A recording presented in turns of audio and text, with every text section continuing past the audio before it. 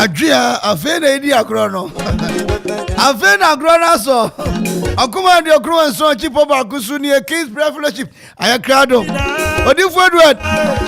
akratrase adesani dia one no ho ahuni opana yema no obo asimi krum pa menyo kru na mpa ebi ana okru pa benko ahusha benko unim ye eba nsa ware na soda anti King's Prayer Fellowship ayakrado ikaka cho se na wi amika kire o se non kron akopa ye nondu ebe so ti se goso brode no Osofo yima atrase mama part of miami krom aprede kro ba ko emuti ewoku abumemu pa na aprede ho se bia be foni ho ho ani etimi si lor kwan na ya ma kwan fa ho ya ka asinya na ho one part atrase e humble lion so atrase Osofo di na dem po di na Osofo aja come my uncle was there hey send you owu atiesie adukrom no mo ansore so enipa wo adukrom Odifo adu nyame adom ochira kwada empabone be koso King's Prayer Fellowship we broche na ohwe me ye Odifo number no to wa ya fa bi na fro Odifo babo ampa bo mama akwanchira de nyatu ya konkan de ama ko se nondu be bo no King's Prayer Fellowship wo mo bre eni me chese wo want airtime no babo ampa ye kanya mesem ama akwanchira so ochina ampa ye ebedwa le bia me kan me se ampa bo de 2 season loss enim ampa bo 2 season loss enim ne wade ba kwa ampa bo so nya ne se ampa bo we no kwa ye ejubo ampa nya na ye adwuma nya me be hye adwuma so be ade nyina si ye dia ma Odifo Akuapem Adjei Osofo kwa me na ho ye de nyame ado ne mo pa mo ne ba kwa enyum ba Akuapem me da se se magurugura why de magurugura se me tuma antipart no eno na o kai fresh wine eno na o kai no ade de onhu de opa no aya man sanete na ma bibia fe akonkan me mama part Akuapem yeah eja na ho ye o da we anu eja de eja ho ye de but I pray bibia ye bibia ho ye mo da na pray de aya fo be ye aye ma kuma radio de almost papa Osofo ima na ho ye de nyame adom adom no kuta ye adom no kuta mama ne mo fra no nyina nyame adom book no so mensaka nyame ade ya ye ne ko school ne o be hwi yasiku Osofo ma Akuapem twakasa mu bra na you Osofo ima be bon pae na antipata man enwum ba ko na fi edi awuram sa na ko anim Osofo na ho ye de nyame adom nyame ase Osofo ima empa bo ne nkwa yo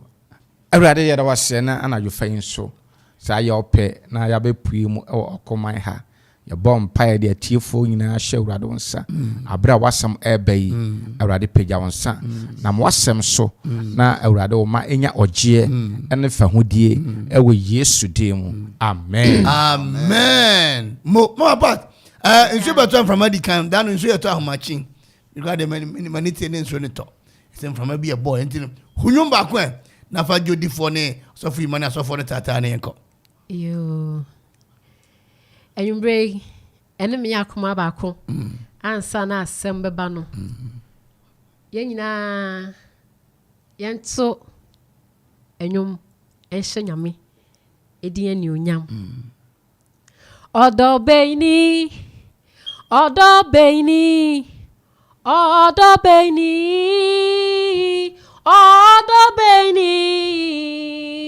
eya wa do misi odobeini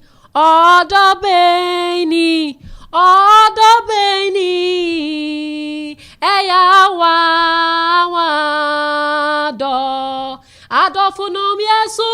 wi mayen no dinin kwa to homayen odoyiye awa do odobeini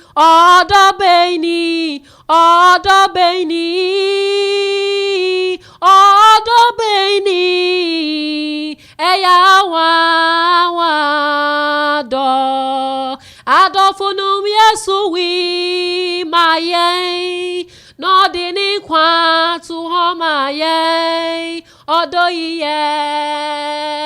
awa do odobeini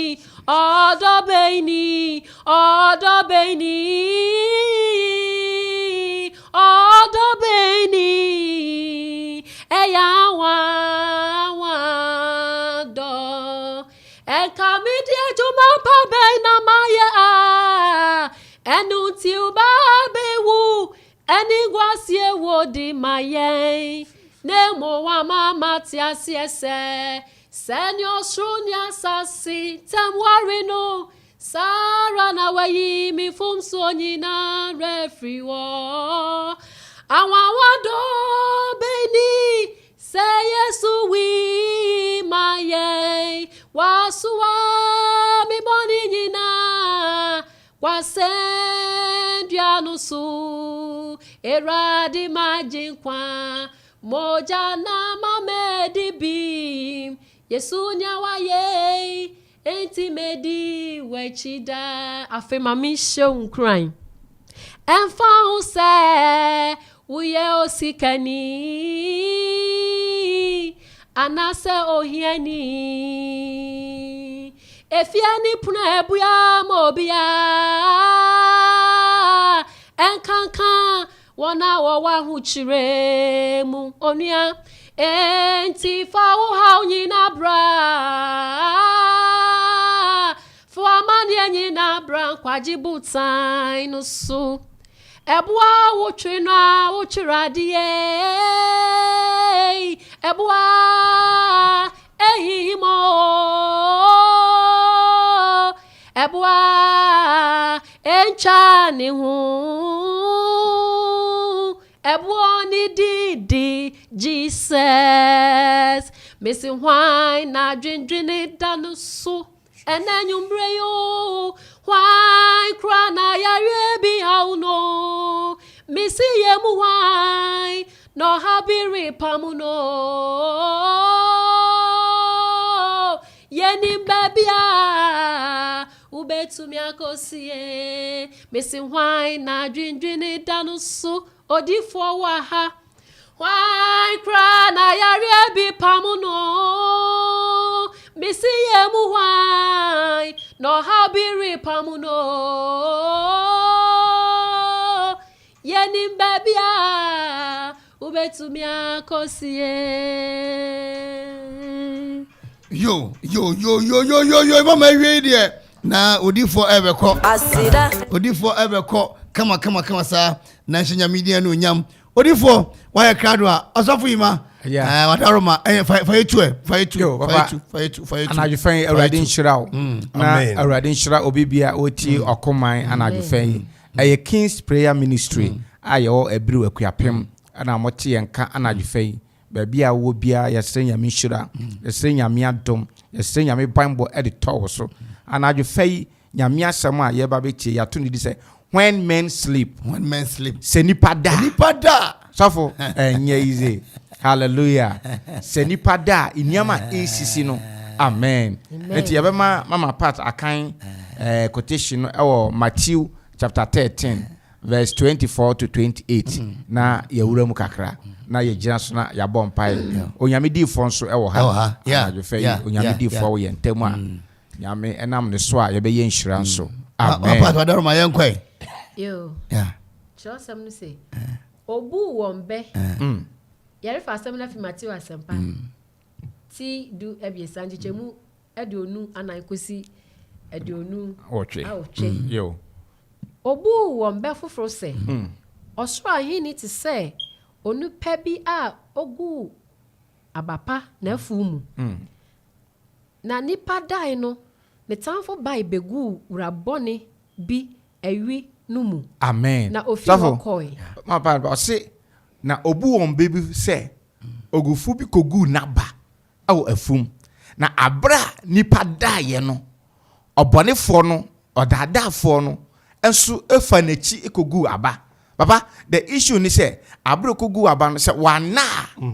anka obi ensan kosi nachi biem enti ena ana yefai ejahoma a Christopher say ye sorry efi ye nam na ye ma yani eda ho esanse abra ye womi eye bra emu eye den hallelujah enti anajo fei wa da biala no ewo onyankopon din mu sorry hallelujah enti o say when men sleep abra omoda ye no obi so adi omachi anajo fei se woda wunshira etumi fi wunsa animonyam na onyankopon de ama no enkwa na onyame de ama no adwuma na onyame de ama no se woda sade na den efi wunsa enti o kan proverb chapter 20 verse 13 was empend and why then wadi hia. Hallelujah. It anajo fei wa wutie yen say what dadodo e say sorry. Hallelujah. Na Bible say ema mienu a omo da ya obako da ne ba so odaye ema ye wia ne ba wenhu. Hallelujah. It anajo fei wa wutie King's Prayer Ministry ye show nkran e catch us say Bible say empend and why then wadi hia solid na gira onan so o kira ye hia e wo mpaibom e King's Prayer Ministry be bia wo bia ye ton safro men na watrafa kwa chedodo wa ye honhon e se utu anamo. Bible say abra omodaye no obi besi omachi ene anajo fei obi ala obesi wachi no awurade onyine fie. Amen. Obi ala obesi wachi wa brabom se obeda na obesi wachi na onipa unshira wani munyama eyawo dia no obefa no anajufa onyame ma agrada and striker. Amen. Na obi biala osoliti ayen na obi si yechi na animunyama enshira eyeye dia no wose abra omoda ye no obonefo no so ekodua abani bi efraye ene ano najufa minim nia esori akutia minim ade a wo na emu minim oko a wo na emu minim nia ofam but ene anajufa onyankopɔ se yen kanche o se sorry. Say what da sorry papa obi wo ha oyale instead so obe sorry etuanamo akompai bobia abakins no abe bompai no wote ho e na wada e no se me yale otefa ako eye na e no wada wada ana you fei yes sorry e wo Yesu mu tuanamo gina onan so bra na ye mompaye ye ni mpaye ye nwale mpaye na awurade enumunyam ebe ye kese wose na nia wada no won sorry. Hallelujah. Eduka proverb na wose empenda no wedi hia bue wani na obenya aduane. Hallelujah. Enti wote wa wose bue wani shine your eye ba wani mre sorry gina onan so tuanamo na awurade enumunyam ya metumie ebe ye kese wose empenda no wedi hia wose na abro gufu kogu abano papa ande okogu abapa o but ade san ye no. Hallelujah. Obonefo nso ekogu abani bi efra ne de no wose na abre nipa ne eda ye no. Hallelujah. Anajo fei menna.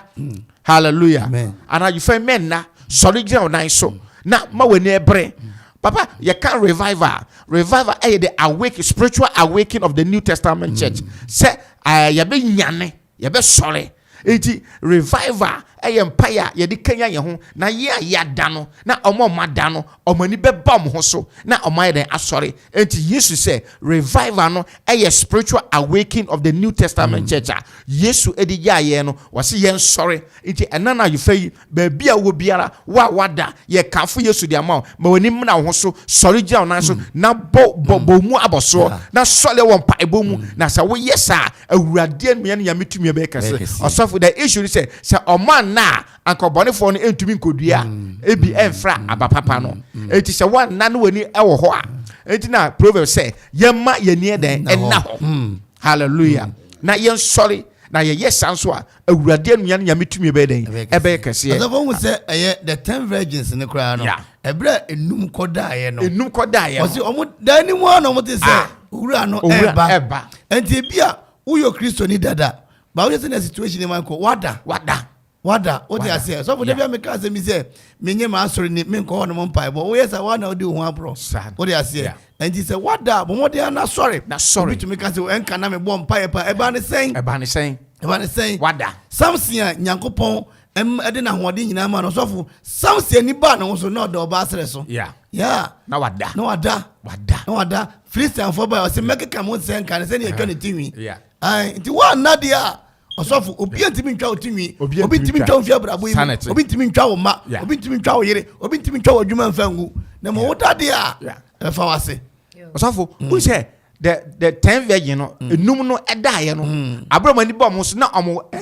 oil no asa because no matter enti omani enna ho but omo transe hu se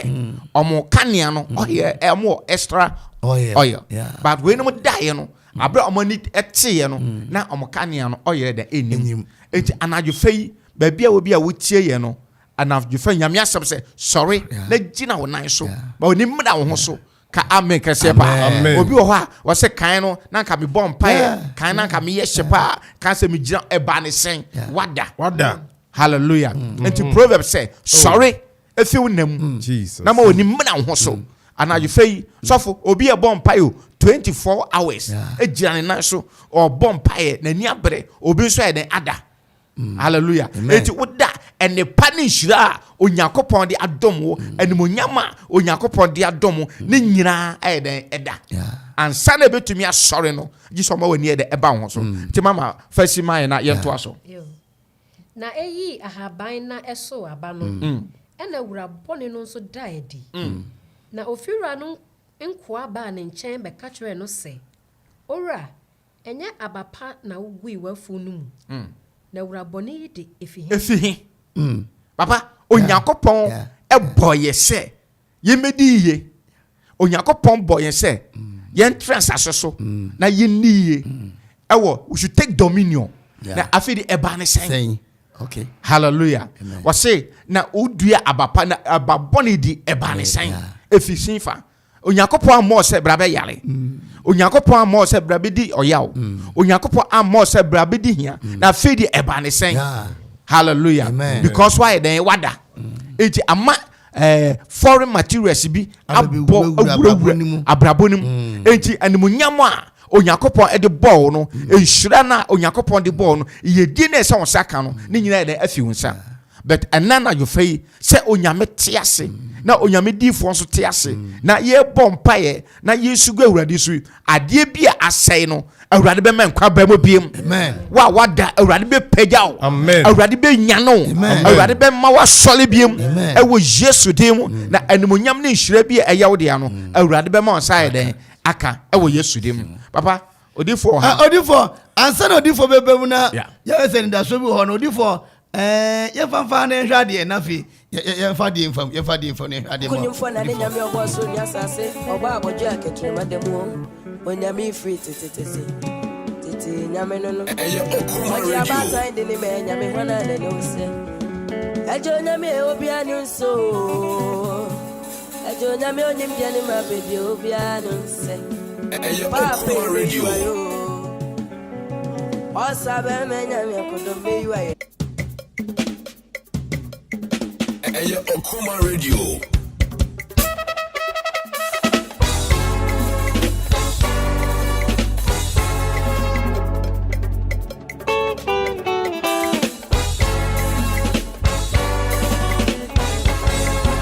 asida enya yi bishadi onyame ya enya na sida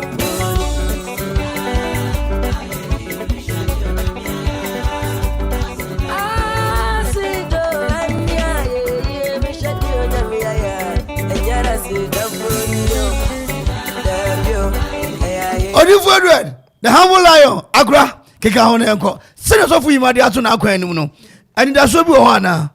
so bi a wada anida so bi ho obi a wada nda so ma ne pa na na nwumre die otie Okuma radio bia no se unua bi ben waka chere se wada sorry se wada sorry yeah enadodo no eno ne ma obonifo nya kwan edukutia nyame mma oh yes na nwumre sambisa unua na ote wo nchen ne se minia so wa na di wachi ya uni wa oba osi wokodu ya aba no ofi ho no obi bedi wo machi anwumre bisa unua bisa wa na di wachi obi wo ho a emra wo di ene na oye se de be ya boni bi be ba ho no obenya ho no mo ase ufi wa pe no no oba be si wachi inti wo ko nyina na o monitor wo steps no anwumre yi yempa bo nyina ne se se obi di wachi na o monitor Jesus na wo de adwuma pa bi a waye no yes e ka ne nkuna nka adwuma no nto chima na onyina so nkuntia wa saw ne yakono Awurade gya enhia ne ma amen tumi anu ye de ne enkrachi tumi biara yes akutia yiye die ne yenhira Jesus nti o se amra nipa no ada ye no oda ye no obonifo no so ebedua na duaba de fremu yeah anwumre ade biara ye tia obi Yesu dini nti Awurade memfiri wo so amen se wada Awurade man kanya bi embon wura yes the anyway asie bia awurade tumi entwam mfama Yes. Emra nipa da ye no ubo se wo de onum se ochina ka embassy bi na wo kọ wani beti no embassy obedu okura ye so document kura po ayira eni ho no mo Ayira. wani beti no obedu embassy na council hwe wani kura se wo kura no wani mu se mema wo bisa no emra wo da ye no wo de wo ye honam ade bia wo se wo ye o na sunsum no nso wa ya ho boa se wo be ware eye sana mona watu na yade pa na sunsum se da ahoboa na waye kan wo se mra wada no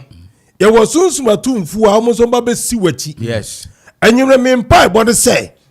wo de honamani no watoto ne ma papa bi de ato wo se o twen na ma pa bi se ende di ma wo na se obi asi wachi a ebade ja enhia ne ma wo. Amen. Obi biara ompe wonkoso na ompe yiye. Yes. Obi biara eka no nko na enonyama awurade de amawo entimi nya adwuma awurade ja enhia ne mawo. Yes. Wodi ya obotan nyina no se me adwuma we de me ye na se de be ya ke be sim yiye. But woni beti no wan hwe yi a o ye adwuma so na ka na wo bo. Yes. Esa se mira wo koton ade na wo ba afie no obi akosi wachi ade aduro bi akwakogu adwuma mu ho sade be ya woto ade a yento ye tokura sika no mpo unhu sika no anwumere so biti saa awo abrabo mu a onu a wutie bodofo a wutie me enanwumere nyamija enhia ne ma Jesus wodi aka okura komapa yeah se wokoye adwuma de baba hwe wo yene ne wo ma ana wo ye adwuma de baba hwe ukuru ne wo ma ba woni bete no ufi adwuma mu ho a na obi nso abesi wachi binso abesi wachi so bo se first na ka to ade ye topa but ne enema ye basa first ka to ade a enche na asa okokwa wo besa no po besa 7 na ayire so by 8 9 na asa by na de utimi kwotena adwuma ni mu a ebo ba ya se 12 1 kra na onema na wo to no ensae because obi ayade bi e de etia wo anyu me bompa ye de ma wo say adwuma bi a wo ye so bi asi wachi na odi bone atia wa nyamija enhia odi yakone ma Jesus obi biara wa no baifuo obi biara wa no kabra chiri tumi obi biara odo na munduro so na wo de wo ye wa adwuma wo ko wani mu no na ka no kura adwuma na ntimi nkoso no nyamija enhia no o se na mra nipa daye no wodi ya jase why obi bia pepe say o mentutu ya ma ye die e wo san katimi ko wie sei ba woni bete no na nko wie saa esa so obi akosi wachi anyume wa wutie me na nyumre yi amra wutie King's Prayer Ministry awo kuma radio yi me bompa ye de ma ho sa wo ye adwuma bi no obi asi wachi no pesa adwuma no be koso a eja no ye de enhia de ma ho yes sa wo ya wade ho hihye bi na obi asi wachi na ka no kwa wade ntimi maso a nyamija no ye de enhia ne ma ho Jesus sa wo ye wakonto wa na mo bi utu akonto hu na mo bi na ka obi nkwa akonto ntimi maso a nyamija no ye de enhio ne yakone ma ho yes God so ni obi ye adwuma bi wo office na ka ne nkom na ka owo bi ba fawo sade ba ye wetimi abenya sa wo position na nyamija enhia ne ma ho Jesus our office wo obi bia ka ne nko na ka woni magu ase biara nyamija enhia ne ma Jesus other for times who was ebi wa office bi na obenya opani bi o da adwuma na no na adwumayefo na bi staff ni bi obi wa open ni onyam nti de wonya ye kura na akoka che director na se CEO ni se o director woni ho a se ma se no tie o sewu e de ama no nti wo so no ukojina director na ni kura de obeka bia na onfa because already no obi aba be sew Jesus anwure wa wutie me na nwume bo mpa de ma ho so bi asi wachi awadwuma mu ho na o sew na ka no nkom de wo ye bia anye ye die nyamija enhia de ma ho obi bia onpe nkoso na ka no nkom adwuma bia wo ye no anim guase be kan wadwuma wo awade ja enhia de ma ho amen go te uka babu no say na apafo bi sa say yura na sa de we de efihin fa oso bonifuo bi ana yesa enti ubo says esa say ya sewa ma obi ntino obonifuo bi akose ewu ntino wi wa no se den a wo de ne yemfa etimi si ewo office mu bibia de nsisa maame bibia de nsisa esa se bibia de nsisa enti no wo de wasem obeka bia no ye mfa nya dwuma bi because already no at times nipa ampe de ye ne kure ye ped say yes say yonko ache yonko nam na wiase nso no nim so bi say wa so be yi wa no edin otabo de opa nei yanka so papa asemasi ene yeti wa wia de na yemfa mra ebia newspapers mu ade bechi FM station TV stations obi aka ho asem se kobasa ade court na se kobasa oni akono wadi asem ni mu bim yesi wa nwia de kuna bisa wo se FM station sen ana obetimi aka ho asem no ma se so ma no so de ye kan ye no ye boa ebia mba ya kakra bi TV stations be ya kakra bi tutin se udina ya sen de da tra na etreko udina obeka no kura na ye mfa bi mu anyo me bompa ye Jesus so bi asi wachi yes na o se wo de mapa wa ye Jesus na okutia wa eja no ye dinin ensia na nwumere amen obi biara onpe nkoso na ka me nko anim guasenkwa na mmra wo so no obi bia wasi wachi na wada ne papa wa ye ne bone nyamija ensia ne ma amen at times kwa po Osofo utimi yi obi papa kura na wada ne bone eno so wo tidano Joseph o say bodi am pe me bone na say urade ma na wie me yiye Jesus anwumre so obi pe bone ya na wasi wachi awo dwumadi a wudi mu awo awade ne mu ha nyamija ensia ne ma awade mu pra wa hwe ya obi kura timi koka kire won se ne so wase masi onye ni papa nti obe ware mo bai de mamo mpre ebi kura na de make kura ntisa won ye na hikeke obi wa ba bi nya wade kama wo ba be ware no wa na ono kwa ono na danfo pa no wa kosi abusua mu sa mo ba be me yo ba be ware sa madamfo yi de onye ni papa Jesus mon ka che mo ba be ma na wankwa anko ware no ebia na oba na nya hwe yo wo ye na shikeke wa sinachi make kwada yo no na danfo pa o no akoko sinachi no wa se ne poto enyo me bompa ye se buta bi si wani so na so bi si wachi asai anamona wutunu a nyamija enhia ne ma amen na urade mo wadanse die yes na me mpa bo ne se wada urade ma wo sorry urade ma hu die hinta o se be abeti be hu wadam wo se wutu se wada urade ma wo sorry amen urade ma nkanya hu be mbo wura na se be abeti me afa ne ma pa bia eya wo dia e wo Yesu Kristo din mu amen Odifo na ochira dwumade be koso ana Osofo ekoso de ewo King's Prayer Ministry Abiriw Akuapem ochira wo ba obi bia oba bia de ode ba ye bottle water small one ba kope bottle water enu na rade be paso bia ba kope en ado sabodam no enu na o fa bibia ngu bibia ni Odifo wow ba na de aba bottle water no enu kwa anya ye nton wo ho anya de wo na wo ton enti ni ho bi da ne so yere bi da ne so ni ekodanda bi da ne so ni bibi bodam ni bibi yare ochira wo ba wọ́n fa bottle water baako pẹ́mìrà wọ́n fa bíbí nfura na ibi ànkyerè bi àná ẹ̀sìkyerè bi. Osofo nsuo na. Rọ. Nyame wo tumi. Sa. Yẹ́sẹ̀ o de ba bi asa bọ́dàm bi wọ̀ hɔ. Osofo ọmọ nyame adom nyame fa nsuo akɔ ankyɛ samu yadeɛ deɛ bebree na sɛbi ọmọ ọmọ bɔdam deɛ ekuropɔn hɔ ami nim kurom nim nipa more than 5. Okay. Oba Abiriw ami nim nipa more than 2. Oba Edukurom ami nim nipa more than 4. Oba Opare ami nim nipa more than 6. Après de quoi Odifo live testimony technician mene wo hai o mene ne bopa mema video bi ama mpanyifo o mu nyina ye kururu enye line na one nkrofo akwa ye se mu ye se ne amu yare mu ye se ne amu yare se ne ade atom so na mo mena kin na menye mamo Osofo ima kururu bi anim David kururu bia eni ya life and testimony nipa no de ewo ho enti obakra be hu nipa no se nipa ni nie obehu nipa no Odifo nti so kire oba onfa nsuo keke bibia nka ho dabi okay eno a nyame wo tumi Osofo okay Osofo imama ya kwanche ne kings na wayefa ya kings bia bia kings ewo Abiriw Akuapem yanchi wo OFORI dua obefa Akuapem ka so besi wo Abiriw Kevin mu wo Madina so besi wo Abiriw Kevin mu wo so me ya obefa ka bedu adukrom na wafa taxi aba Abiriw ba bia wo bia no ye to nsa fro krengo apasare wa ha timba nkwanta akwa mampon nkwanta wo munyina wase ha no mo adenya asase kokko asifao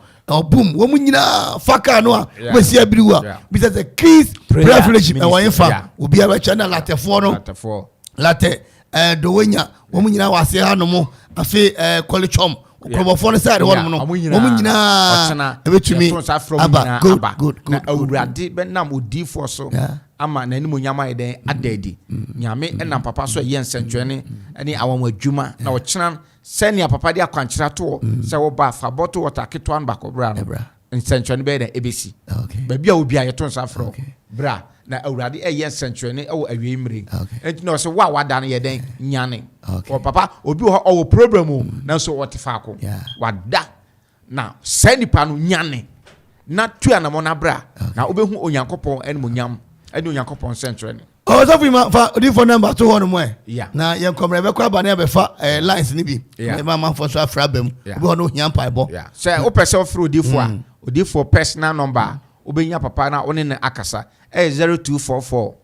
74 2803 0244 74 2803 0244 74 2803 okay. Osofo yi o chance film ma see si kwasi dan so asoro koso ono so 7 to 10 o'clock 7 to 10 anopa no 7 a.m. to 10 a.m. King's privilege one more okay abusafo ya ne King's privilege na hwehwe nkomo ye twa ho aba ye ba Odifo be ma yakwanche no obese atim bio na fe okasa kakra na fe ye buela na atum wa opem paibo wa opem ayaresa pa kwanche bi no na ayaresa kama edi ama wo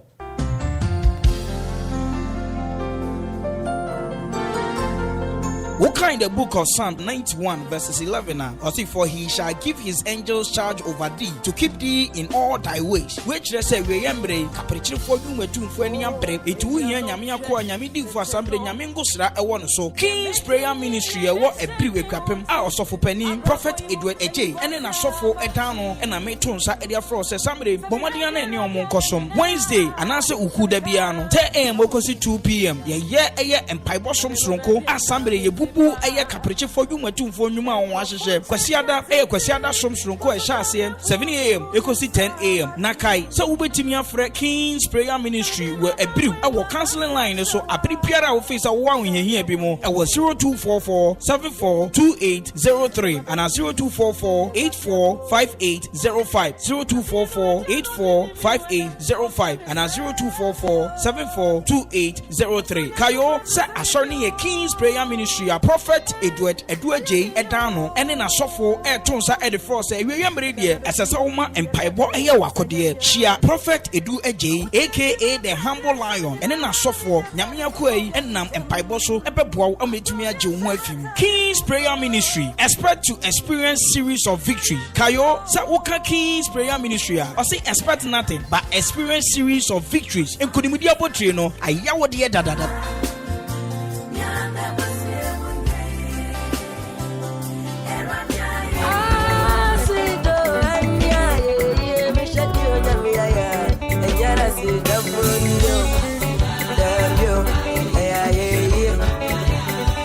Odifo donoma akwanche no obese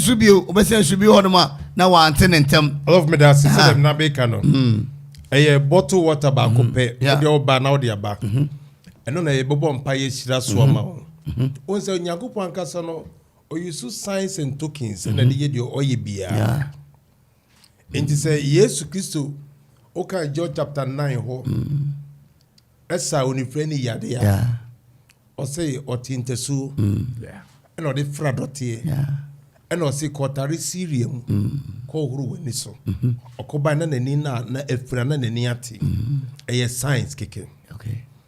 Yankupon use mediums and a year juma in sooner ye shirasono a medium rade faso a dinsentiaba okay and any to me and yamedi and a bibia to the sooner the babana and no de bishiraso ɛna de adanse bɛbrɛw asɛ do Osofo na o kano ye no adwuma na nyame fa so ye no ye nya adwuma sɛ ye pedin o ɛna ye nya adwuma sɛ ye pa hodie o ye yam nyame adwuma sɛ de be ya daachi bi no ye nkwaje mmoye ɛna nyame adwuma no ɛyɛ frɛ ɛnyɛ sɛ bia obi ye apɛ ahodie bi na mo ye ye sɛ de be ya nipa nyina be hu sɛ nyame wɔ tumi Oh yes. ɛnɛ no Osofo obi ti asɔre fie pa ɔyade a na obi aka kyɛ sɛ bɛsɛ nkɔ bosom bi so no wadwane kɔ adenta because asɔre na wɔte mu no ɔte mu deɛ but ɔtwɛn sɛ ebi owu asɔre bɛsie no but onim sɛ tumi bi kura onyame mu saa wodi ɛnɛ obi ka sɛ bɛde gyame di ɛbodua obi ansoro bɛyɛ ka sɛ deɛ bonsam di mbodua na nipa ho popo adentira nipa nsoro nyame ɛna nyame ɛhu sɛ wie mmirim no ɛwɔ sɛ ɔde n'adom na koa me no asɔfo a nyame fa yɛ so yɛ adwuma yi ma nipa nyinaa hu sɛ ne tumi na yɛ adwuma wɔ tete mmirim no Osofo egu so yɛ adwuma nyame tumi no gu so yɛ adwuma ɛne no obi yare diabetes a deɛ ba na dwen sɛ ɔnkɔ hospital ɔkɔ hospital wɔ anya yaresa a ebi kyerɛ so saa yadeɛ die eni aduro obi kɔ timi ka sɛ saa deɛ bɛsɛ yɛnkɔ aduro bi so na ɔkɔfo sɛ aduro no wɔ tumi na so na wokɔ no tumi na wɔ mu na wɔyin fa ɛnkyerɛ wie mu nyame de na adom de adom yɛ sɛ nsuo na yɛbɛhyira so no ɛmfa adanseɛ kɛseɛ mmere adasa nti Osofo obi bi ɔde nsuo no babia no nsɛnkyɛne efi mu ba no ɛyɛ life testimony o sɛ deɛ yɛ kan no Osofo ɛbɛnyɛ miracle ɛbɛka so yɛbɔ mpa yɛ ma obi a ɔyare ace na bi a yɛbɔ din bi sɛ ɔtikumase wodi ɔhaya wedi yɛ wotwitwɛ na akropon haya adukrom haya awukugu haya dewu haya Abiriw haya manfi haya ɔmo wɔ hɔ no mo ɛyɛ life testimony but times no ana kɔyɛ so sɛ ade bi wɔ bɛn wa hu ne bali efiri wo nsa na hu sɛ deɛ tie na ɔmo di adanseɛ deɛ ɛyɛ life so person hu sɛ adanseɛ nyame tumi egu so yɛ adwuma ɔde abra kings na nyame tumi yɛ kasa no ɛbɛ kasa ɛyɛ life testimony ɔtɔ sɛ meka tɔ sɛ asɛmɛsi we abɔ damda ama yɛ yabɔ mpaeɛ ama kyerɛ nso so ma ne ho atɔ na ɛyɛ live because sɛ ace yabɔ mpaeɛ ma ne ho atɔ na ɛyɛ live because obi yɛ diabetes yabɔ mpaeɛ ma ne ho atɔ na ɛyɛ live ɛnti yɛ live testimony ntina yɛ testimony sina wɔ nkyɛn na wo de wa wobɛte me ma me bɔ ne din ɔsɛ friend sisi krofa ofia kropɔ ɛya wayɛ diabetes 30 years nie yɛbɔ mpaeɛ kyerɛ nso so ma no nsuo na nyame adom na ho tɔ no ope si krofa ɔwɔ kropɔ ɛya woba wobɛhu no ɛyɛ live testimony but deɛ wo ba ko no sɛ yɛn so yɛn mmɔ mpaeɛ nkyagye sika ɛna yɛn tɔ ɔyere nso yɛn tɔ nsuo Odifo na unyi sɛ saa ne ma na wo ntɔn nti amanfo nso nyi woni no sɛ nka wotɔn wa sɛ wɔyiri yɛsɛ baako 100 Ghana 200 wotɔn wɔ twe a sampa mu ayo duru no kure o se nipa na ye mpe no kure ade bi a ye de makwa bi nipa mpe nipa pe ye bu wo mu na o ka so o ade me ya ma otu asika sei eno na ogidie ba eno nya nyame adwuma bi ma makai enra na sane ade social media na ese Israel ese me mo Yesu din ho me ko hwe ne nipa menu pe na kasa nipa menu asema maka no obi agedi nti ade aye papa no ana se ne aka ade ne penwa ana wankasa so ntimi ni ho adanse se mi ye yise nipa na ne bedi adanse no nti ochina onfa nsuo ne mra na ebesa yare good mama pat asa wo de wani tua bi ka bi e wo hwe wie musa ka bi e obi bia utie yem bia emu so ba wa ha yo na meka ne se King's Prayer Ministry papa no mede omachi ache na yem papa ene na sofo omunye baby a wokɔ a ye ka se you bag musika nyina bra na yenye se ansa na yenya ne ugidie wo de bra nyame sa wo papa no so na Odifo Edward ne ma waye me amti he de me ye living testimony ne ma waye ne bebre me kai way back na ma wo me second born I'm say 2009 ho na me breast onufu yo ne mu ka me pa asata mo na me pempa boy chinchi na me nche danye stable ewo Kings kai me ko baby ko for dua na me kire niema na sofo ne keka amu dwaro ana mo miamia ka bi yeah jarome o miamia so we and ofa wadi yo sam na mo keka ya sam o keka ya etu akoma chese ye deliver across and you no problem okay chese enya sam ketu but Odifo dread bottle water ketu bi and o ma me toy no se o chamo famre yi sape enya onu na de ma mi o me na me tokoye okay am cash nyame de no nyam se oji so no ana o ma me ametiaro na me de ma no obo mpa egu so no anu no me no mu ye besi na me ka sei Mao 3 account sata na mao 2 that's wonderful I wanna Odifo yeah nyame afa so aye oh yes yeah asamile bia me ka menti pen ni biom ye besi na me ka sei me de da bia me ka se Odifo do de yese woma ennim no da bia me ka se ni onim no pa ye Nyankopon ne yire apart from no mini Odifo do yeah oka che sister bi se wo ade achi obi wu ade achi ampa na wo oh yes owo mo masie no nyese wo ote ase owu oso bi ti wu no nam ho ai wo o masie no ane ma me no ba se Odifo akumi ba se da bi me fa se kan bi enko ne Odifo de very powerful he's a very powerful ye nyina ye nyame adwuma ne bi but obi sin wa na wakade ba ko Ghana for ha o mo a ema Ghana nko so obi sin no ntime nka yes o de honhon sa no wawu obi sin ball obi ni ball si obi ni mirika to si obi ye ko school Osofo imo ntime mirika me so Osofo imo ntime na de sua eno kra Osofo imo ni made wo troto anu a as a pen ye de tape measure to ebi to try to say na akoko hwete ade ya Ghana ye pen kra ka ade ma ye bre no obi aso yo Odifo ane poster bia obi nya kra kakra bia ya te ho e de mark sure afa no kon ase semi Osofo Osofo kabina afi enfa la ntu na man fo frebi na o chena de Kings be huru aba e da ose Mishra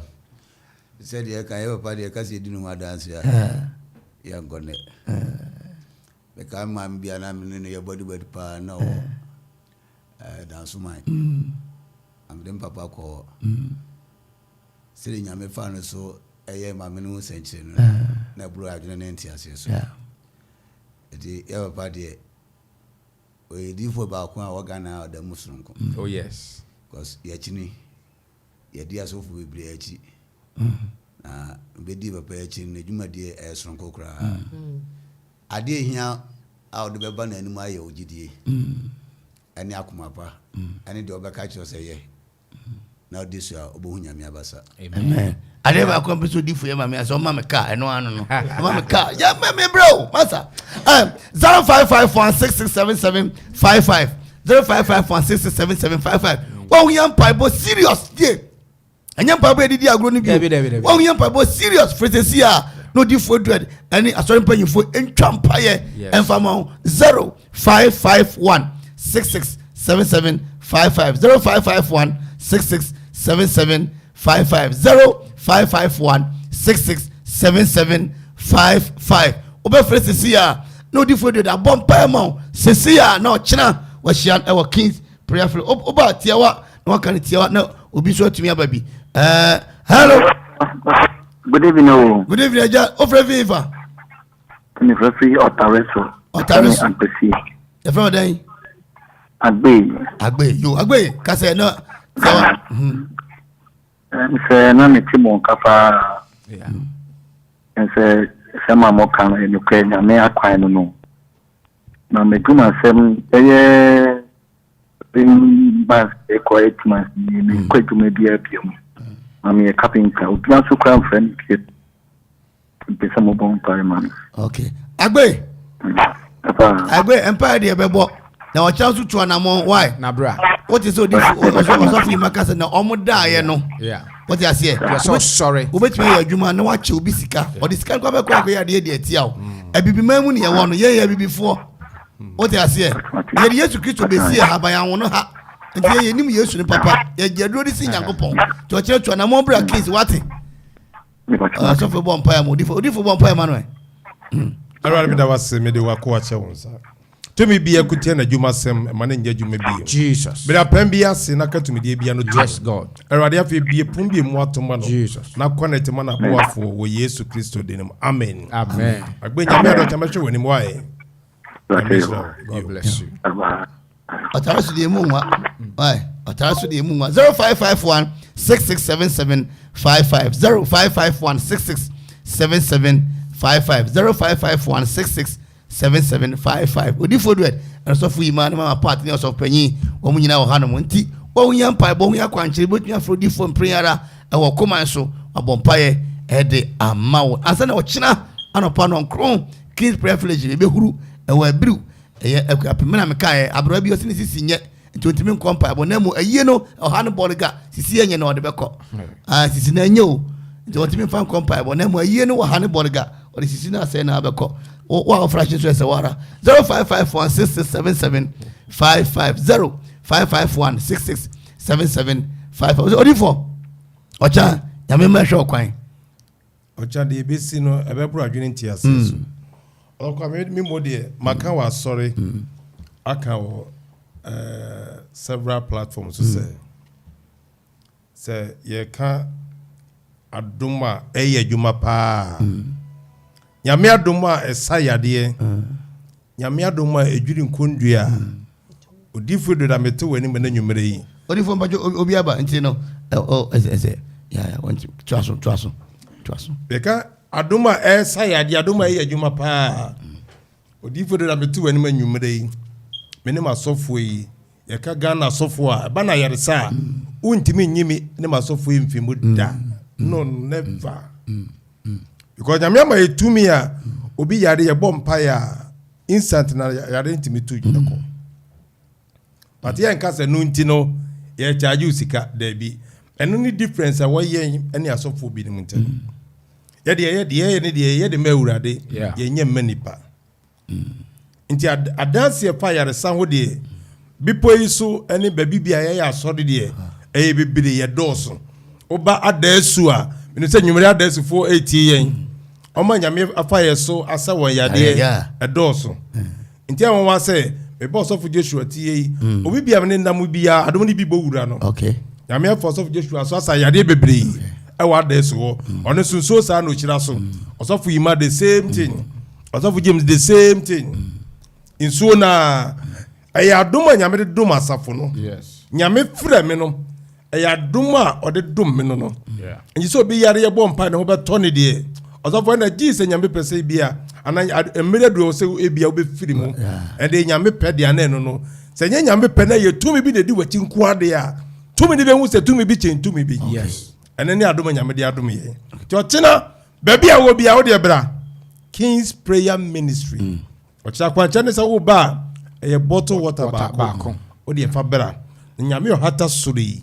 obekasa in fact there is a God in heaven who steers in the affairs of men yes say nyame no hata suru no okasama ne ma se bibi sha wo so a o de bra Jesus na wo ba wo be hu nyame tumi kese pa hallelujah Odifo for number ne to me won say nkrofo frefro nti de for number ne to for number ne to yeah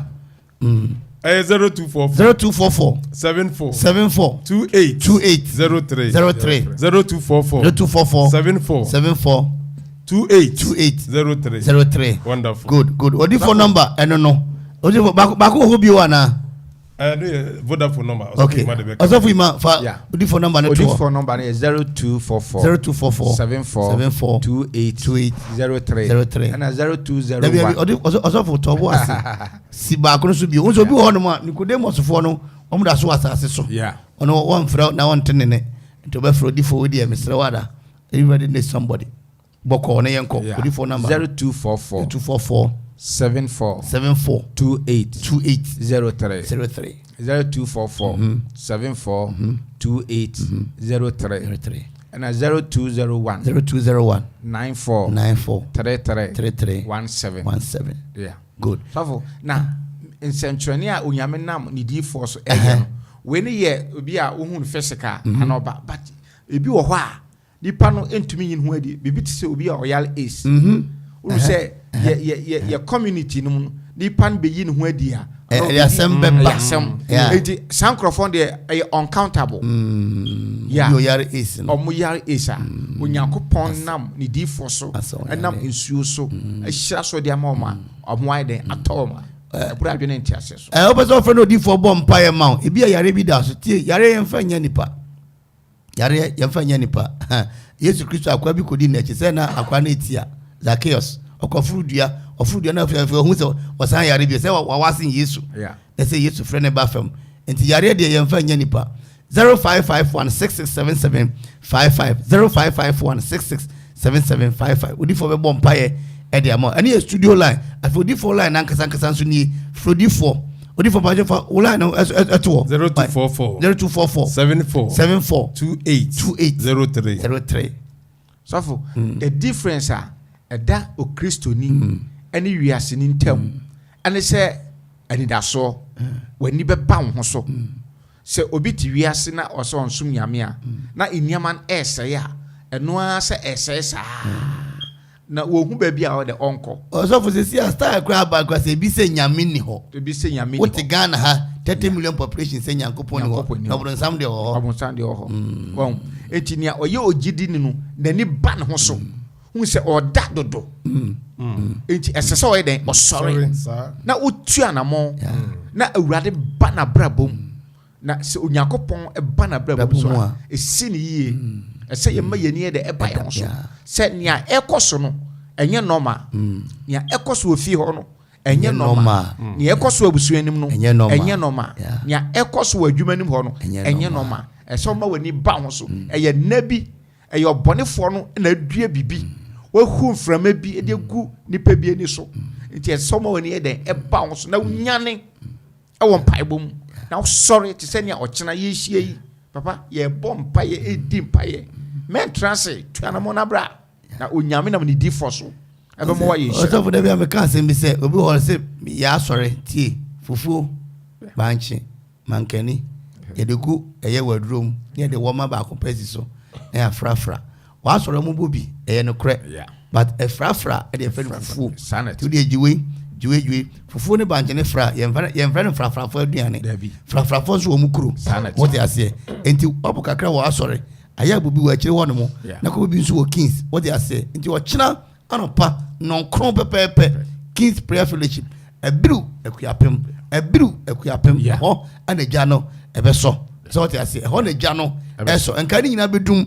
na Kings Prayer Fellowship dey no atimi adebe atimi aso what I say the whole Akuapem o china pabo ni baby ya nyina ye dane ye ni a kire Kings Prayer Ministry and so Osofo empabo be ko baby a wo so ba beto eta no account dey no sanet eti o china dey empabo bi akoso ye dey embagu ato empabo bi aso Kings Prayer Ministry sanet ye and Osofo ba won so a enye kwati boni be kanya refraf ne ho dan me ba me papa mpanyifo ahine ba ko fi abonsi na papa yi Osofo o sunu tundra papa bi o Osofo nipa ni abre tundra papa bi Osofo nipa ni abre nipa ni abre wanka so be dia na so tundra papa bi tundra papa bi o tim no be pack tundra yi na nyame adawro ma ote abobo ya so a oso ma transfer 0551667755 na studio line no Odifo say we bon pair ma Odifo number no studio Odifo phone number no tudwa 0244 akasimanum 74 2803 yeah fa kan Odifo 0244 74 2803 Odifo beso ya ade bi anwumre adukrom ani Akuapem ha de buy high the way you use ni ewu no you are poison way and ofa yetim ha ya nice lady people ho it's a poison of officer or dame it's what die I'm sorry but so we take your opportunity na we use radio export of contact e pompaye e ma sani mana is Odifo odaroma all of me that say once about makai maybe a chum bem se 12 years ago na anka manfi run about no so na accident esi wo pa na radin ye kasa se enko crusade wo ni mbiriki saade no en was a 50 that time they ko bompa ye ekwo ye sa crusade no wo sa accident rough ne bin si bi mu na anytime bi obonsam edi di tumi wo baby bia no ehiama tumi ya no ye dene buru ne de ne so na de abresa adwumadi nase tenwumre de ekoso se de Osofo wa won se enye normal no Erade ama yetumi Jesus Erade ama yetumi Jesus ye bompa enwumre yi Erade me bompa ye wo Yesu di ne mo ye kan nyire gidie ne yakoma ne yesunsum yes ebom paye adomitumi bia ma no homre so yes God homa di owuo ehye ye yufu so Jesus na ye owuo a emfiwa wurade Jesus ade biara amfiwa wurade na ehye o masoma ne nya dwuma da yes God we pray against any untimely death Jesus owuo biara nyame emfiwa wurade owuo biara nyame ye patu purum owuo biara nyame obonefo na sese say de betata wo mai say de betwa won kwana so de yes God Erade ma ne nya dwuma Jesus na we so de frihinie ye bompa ye wo tumi mu yes God owuo bia ma ne homre so Erade ye bompa ma enye din yes God afia sran kwatintin Jesus ne ahoɔden yes God ane anuonyam yes God amo ade ma wo ma Jesus imporo so bi fa no yanku adwemmɔ ne sɛ ɔbɛpɔ ezi ne kura po a Awurade utumi nti ma wo duro no yes ma nya nkwamo Jesus na nya danse de kɛse yes God bida wase sɛ watie yɛn wo Yesu Kristo de ne mu amen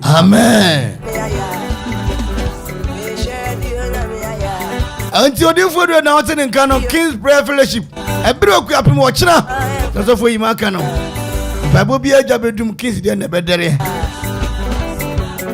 Osofo kasima no ahaka miensa na sise ye kwa no akwanche bi wo ho ne nkai bo bi amfa ntudwa na fe mu nchia na yenko Osofo yi ma odaroma nyame ya doma se ne odika ka ye no ochina ye hia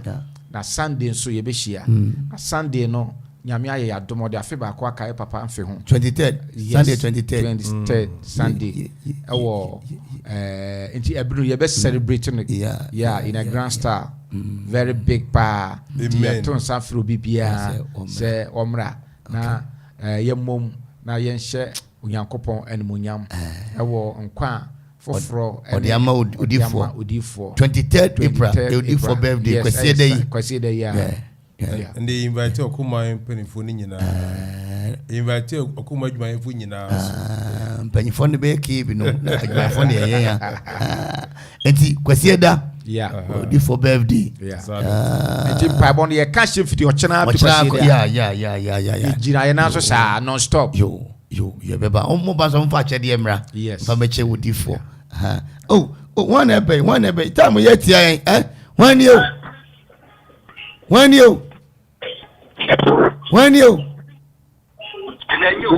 good evening Pacho Odi me ka say free yes me Donald me ka say free Accra okay Accra Donald ka say Odifo ha yo me pese me da dedi kai me pese me da Odifo ase Odifo me no personally pa na me call na ni me nya problem di me lawyer ni nya problem di na me de call na ni na since then me say me who say nyama asesa pa okay you know asidam kwa amisha no Accra so chira beba amen me pa chao etina minya homa okay nya me say Sunday ba the come home my asu God bless you that's Odifo ye bre na ye be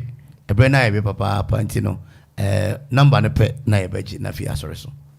why Osofo that's me body Esquire Papa Donald Nyamisha okay Nyamisha papa in fact the okay no Osofo nyami wotumi o lawyer ni kese pa okay na lawyer ni kese onya problem ma obehu yam ye bompa ma nyame ado ne wato na ma hu se nyame do no okay nti Esquire me da say that's what papa and what you know Osofo emre ni ntino ye pese ye de ntia kese ye chia okay sponsors no producer says sponsors no bedo ma say yeah Pacho erinchaka se chia HBB the choosing one benches omoto nkonwa demu empa bibi de sisi demani bia no omo kropon man fi kwan so ya HBB the choosing one ventures ansana Adom Rentals in fact Adom Rentals CEO mechia me das papa be birthday ma be di ono baba ye cake hu bibia ma efefe eti ɛda mu nyinaa ase ɛna ɛsan kyia Adjei sufo Adjei asɔre mpanifoɔ maya de nyame nhyira mo ɛnkyɛ sɛ dɛda bi ɛka no ɛne ba bɛyɛ big program pa ɛwɔ hɔ no mo ɛno akyi no yɛma me no mu a ɛneɔm na ɛsom ɔmwɔ somanya ɔmwɔ kɔfori dua ɔmwɔ akosombo ɔmo nyinaa kurakan yɛkyia mo papaapa yɛkyia mo ɛde nkyɛ kɛsɛ nso ma Babitok mother care for dwumayɛfoɔ no nyinaa nyame nhyira mo nkran ne mountains nyinaa nyame nhyira mo papaapa ɛno akyi mekyia asɔfoɔ meka asɔfo mekyia Osofo James ne wife kyia Osofo Emmanuel wife maame dan na agudeɛ baabi a ma obiara nyame nhyira Osofo James so yɛkyia wo papaapa maame part nso ɛda ase ɛsa me body brother baabi a obiara nyame nhyira wo sɛ nnwumere yi watumi ama maame kwan na ɔbɛboa yɛ dwumadi na fɛfɛɛfɛ Osofo Joshua nso nyame nhyira wo ɛne ɔbaa ne na yɛbɔ mpa sɛ nkyɛ ɛbɛhyia ma wade nso fɛfɛɛfɛ nso ɛyɛ ma mo me wife nso baabi a wɔ biara ɔbaahema nyame nhyira wo ɔbaahema Elena nyame nhyira no makoma pa maame Vic Osofo kwa me wife ɔda makoma so papa me ne ma Osofo yɛndi ne ho agorɔ ɛkuso kan maame Vic nyame nhyira no wakoma pa ɛne wapotira ɔde tayɛ akyi ɛda ase nyame nhyira kid privilege for now tell Osofo Ima bɛyɛ so ɛbɛda wase ucha mama wahu papa chia mama mama pacho michia tiefo na ne ameka account ne say utie okoman enanwumbre ya ne amepese me catcher ne say wonfa Kristo fa Kristo na di no kware ema wani mbre obi ade na fa Kristo say okra no agye nkwa na obeye nhyira amen Osofo Joshua yako ne kopeko kontebiedi na achina yasan beto ɛda atiefo nyinaa ase baabi a Awurade de abɛduni ne fa saa akonya so ne sa to ensa frɛ mɛmɛ so nyinaa se ɔkyena ɔmyɛnhyia anti ni aso baabi a mbehu mu no mo se ma menka menyi obi ato ye ɔkyena de agya tu ato okay fire pa Osofo yɛda wase